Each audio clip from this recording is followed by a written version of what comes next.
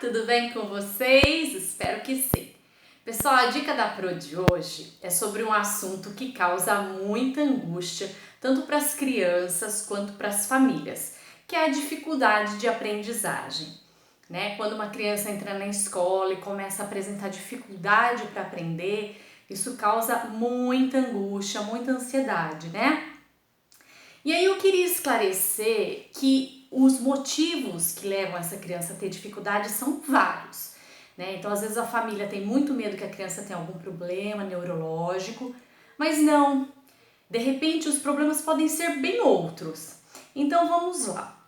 Primeira coisa, a saúde dessa criança tem que estar ok, né? E condições básicas de alimentação, de sono, né?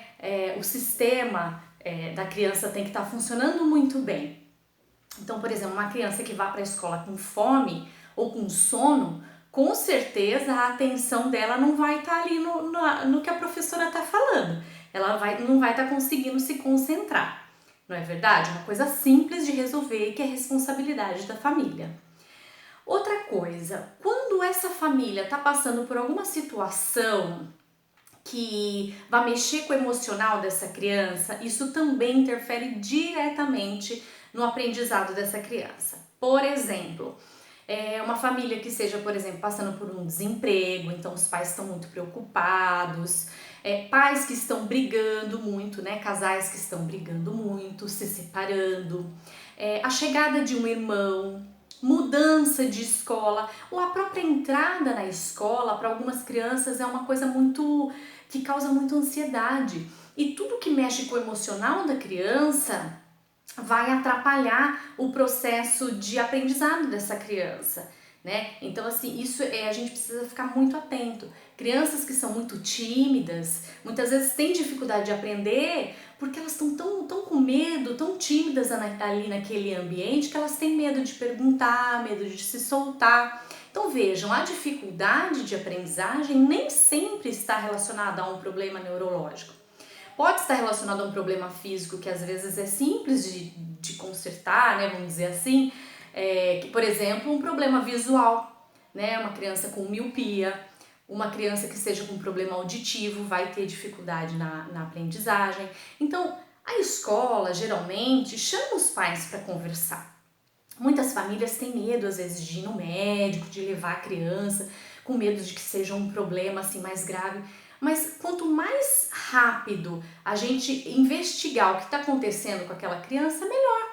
Porque daí, se tudo estiver bem com essa criança, o processo, a estratégia de ensino também às vezes pode não estar sendo adequada para aquela criança, né? Então, uma coisa muito importante também, que é assim, uma responsabilidade da escola e do professor, que é tanto avisar a família que aquela criança não está acompanhando a turma, né? Então, vir avisando essa família, e é responsabilidade da escola e do professor daquela criança tá criando situações paralelas de ensino para ajudar ela a se avançar, né? Não é porque a criança estuda naquelas escolas que adotaram um sistema de ciclo que só reprova depois do terceiro ano, que essa família não vai ser avisada que essa criança não está acompanhando a turma, né? Então não pode acontecer dessa família ser avisado só no final do terceiro ano que essa criança não acompanhou.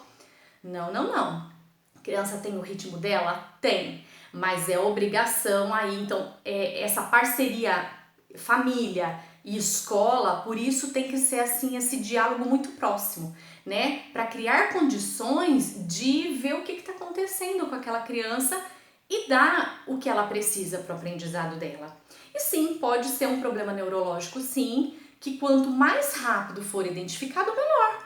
Porque daí essa criança, vamos supor, se ela tem uma dislexia, se ela tem uma descalculia, um autismo, qualquer outro transtorno que esteja atrapalhando o aprendizado dela, outras formas, outras estratégias didáticas vão ser usadas para conseguir ajudar aquela criança no que precisa. Então, pais não tenham medo, né, de ter essa conversa próxima com a escola e se precisar, sim, usar outros profissionais da área da saúde para auxiliar o seu filho naquilo que ele precisa, ok?